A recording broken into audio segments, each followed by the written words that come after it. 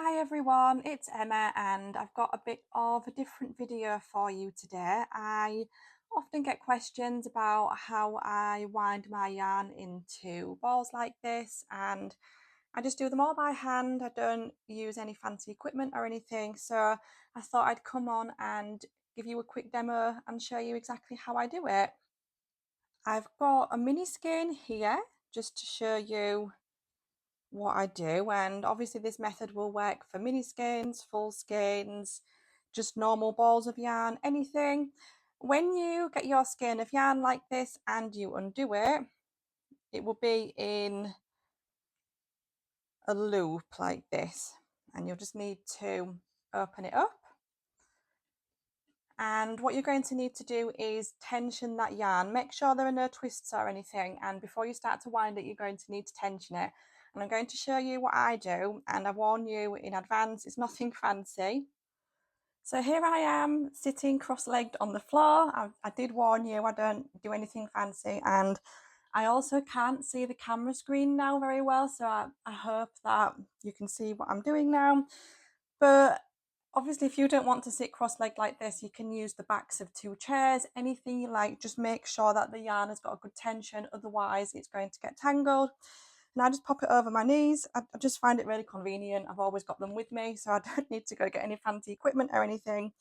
And you will find that your skein of yarn comes with one or more ties like this.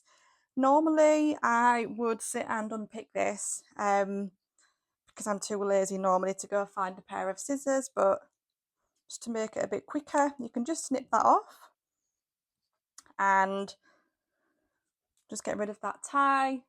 Part of it you should be able to discard, but as you cut that, what you should find is that it gives you the two ends of your yarn, and we can drop one of them.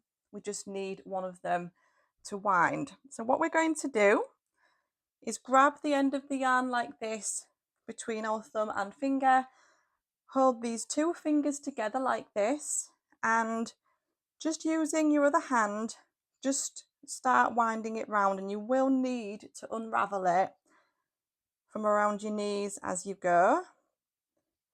And we're only going to do this just until we get started. So once it's about, you've done about that much, that's going to give us a good basis for winding the yarn into a ball. Make sure you don't do it too tight or you're not going to be able to do this next step. And we're just going to slip it off our fingers like this. So we've got a nice little loop. I'm going to squish it like this in the middle. And then we're just going to get this end of yarn and wrap it around a few times like this. And then turn it. Just untangle that yarn again or unloop that yarn. And then we're going to do that again. I'm maybe only doing it 4 or 5 times. Keep turning and keep repeating that. And then eventually, those loops that we started off with wrapping around our fingers will be hidden in the middle there, and we can just keep on winding. And at first you'll want to just do 4 or 5 and then turn it again, but what I actually prefer to do is to kind of keep it moving continuously. I'm trying to go really slow to make it clear to you, so you can see exactly what I'm doing, but normally obviously I would do it a lot faster than this. I find that for a full 100-gram skein, it takes me about 20 minutes usually. So it's starting to look like a mini ball now, and we're just going to carry on doing that. So as we're winding with our left hand like this, you kind of get into the motion of continually turning the ball of yarn with your right hand, or obviously if you're left-handed, you'll be doing this the other way around. And as you go, it will just start unlooping from around your knees. You might just need to pause every now and then to unloop it. So you'll kind of start turning it like this. If you don't turn it with your right hand, what you'll find is you'll get just kind of stripes like this, and there's nothing wrong with that. Some people prefer the way that looks. This is just how I do it. I just wind it around like this and keep on turning it.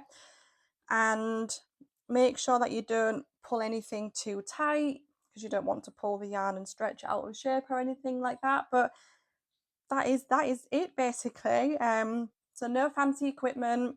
Don't use a yarn winder. I don't wind the yarn around anything. I just use my hands, my knees, and yeah, and that's it.